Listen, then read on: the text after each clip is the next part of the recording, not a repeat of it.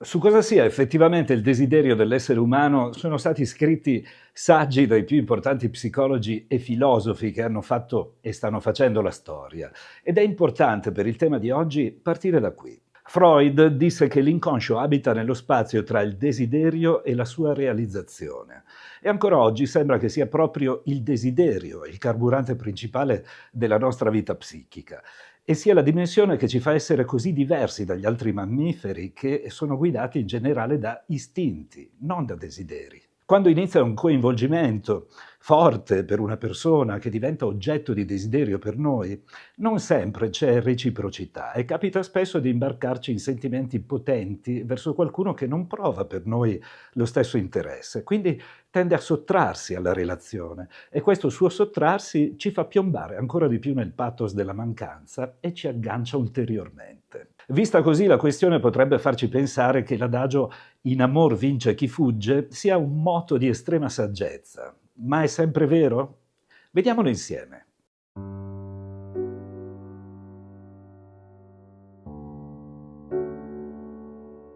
Innanzitutto è bene fare una precisazione sul fuggire a cui si riferisce il proverbio "in amor vince chi fugge".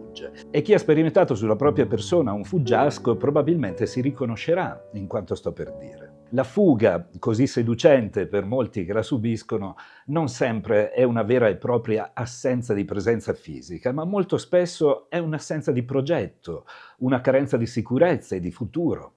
Ci sono molte persone che, pur essendo presenti fisicamente al nostro fianco, ci fanno percepire di non riuscire mai a raggiungerle.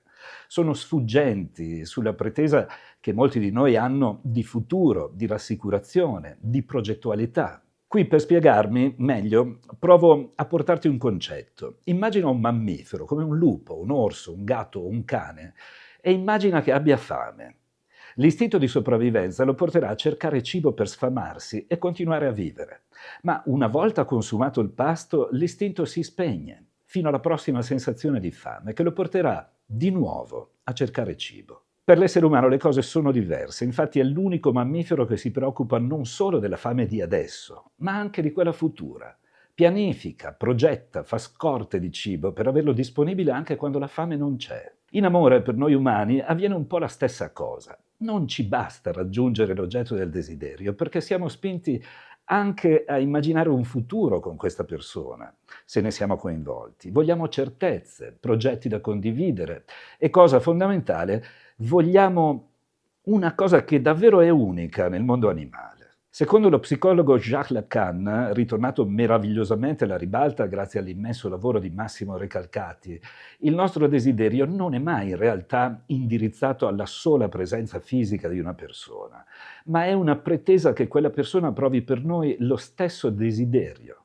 Ci innamoriamo del desiderio dell'altro, desideriamo che ci desideri. E qui le cose si complicano, poiché spinti da questo moto interiore, molti di noi tendono a dare all'altro troppa roba, a essere iperdisponibili, a sopportare qualsiasi schifezza relazionale, nella speranza che con questa mole di offerta l'altro inizi a desiderarci. Ma come può una persona desiderare ciò che è sempre disponibile? Come possiamo mancare a un partner se non gli offriamo mai un minimo di mancanza? Come possiamo diventare misteriosi e seducenti se siamo sempre disponibili a ogni suo capriccio e se gli diamo l'impressione di essere dipendenti da lui?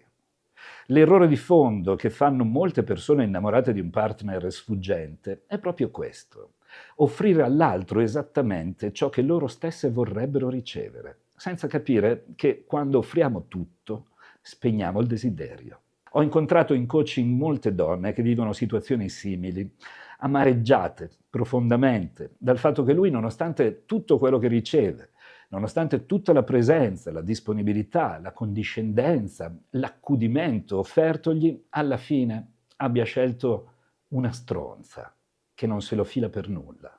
Se ha ragione Lacan, e ha ragione, nel dire che il nostro desiderio si innesca sulla condizione che l'altro ci desideri a sua volta, dovremmo offrirgli, non sottrargli, la possibilità di desiderarci.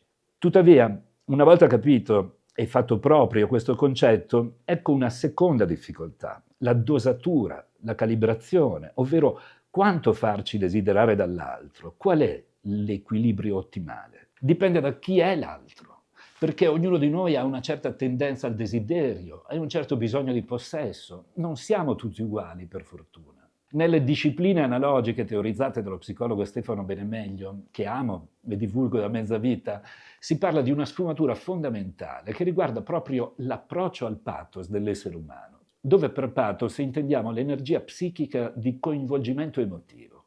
E guarda caso i parametri su cui si innesca sono proprio quelli della tendenza al desiderio, per le cosiddette distonie dell'essere, o a quella del possesso, per le distonie dell'avere.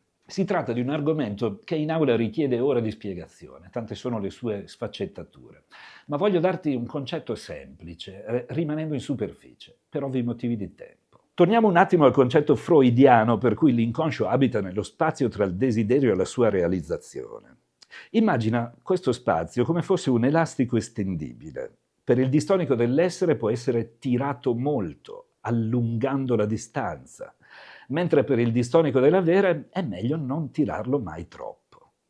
In buona sostanza, il distonico dell'essere si coinvolge quando l'oggetto del desiderio è difficile da raggiungere, mentre il distonico dell'avere, essendo più coinvolto nel possesso, si aggancia alle situazioni semplici, ha meno pazienza e se l'oggetto fugge si stanca abbastanza presto di seguirlo. Tornando a quelle donne a cui ho accennato prima, quando alcune di loro mi hanno seguito e hanno iniziato a sottrarsi un po' alla relazione, a dare meno disponibilità al partner, a non rispondere più immediatamente ai suoi messaggi e si sono fatte desiderare un po', secondo calibratura ottimale, hanno visto il partner stesso cambiare atteggiamento e avvicinarsi di sua spontanea volontà. Se sei una persona che offre troppo nella speranza che il partner si avvicini, ricordati di un adagio che ci arriva da Jean-Jacques Rousseau, chiaramente distonico dell'essere.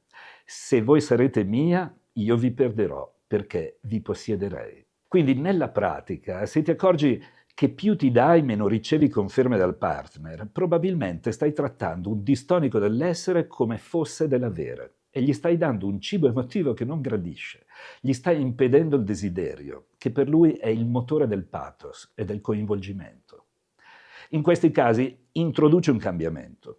Ricordati ciò che diceva Einstein, ovvero che continuando a fare le stesse cose otterrai sempre gli stessi risultati. Valuta anche che se ti stai facendo in quattro per raggiungere qualcuno che si dimostra irraggiungibile, probabilmente sei tu stessa o tu stesso un distonico dell'essere. In amor vince chi fugge, per concludere, è una regola che funziona con i distonici dell'essere, ma sono guai se la utilizzi con un distonico dell'avere perché si sgancerà se ti farai desiderare troppo. Ci rivediamo qui sabato prossimo alle 11 del mattino. Buon cammino.